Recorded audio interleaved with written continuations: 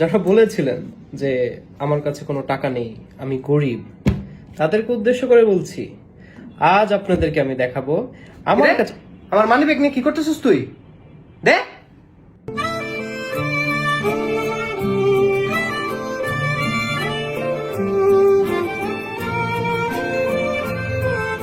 বইটা দে।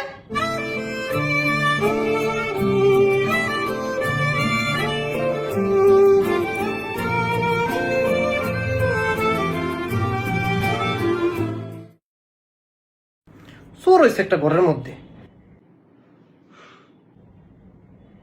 কি চশমাটা কার?